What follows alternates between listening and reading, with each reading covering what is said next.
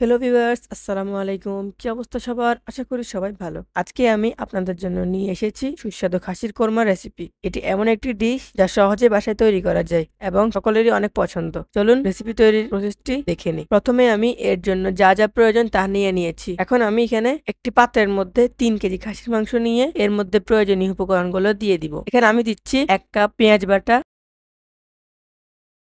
ধনিয়া বাটা, জিরা,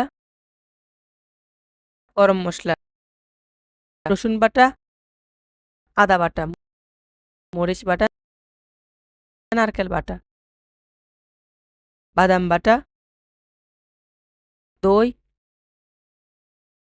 আলু বোখরা, লবণ, সরিষা বাটা, ঘি, মরিচ ও কেওড়া জল।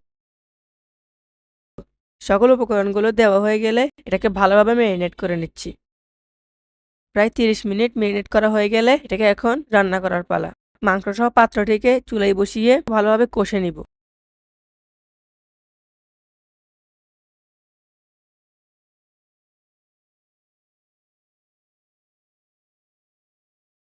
এখন আমি এর মধ্যে সামান্য পরিমাণে পানি দিব।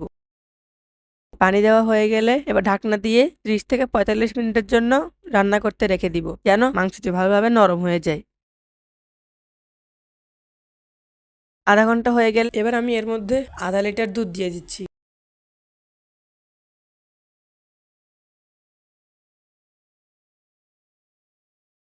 আমি এটা নামিয়ে নিচ্ছি। দেখুন তৈরি হয়ে গেল আমাদের হাঁসের কোরমা রেসিপি। এটি আপনারা সহজেই তৈরি করে নিতে পারেন। আশা করি রেসিপিটি আপনাদের কাছে ভালো লেগেছে। দেখা হচ্ছে নতুন আরো একটি রেসিপি নিয়ে।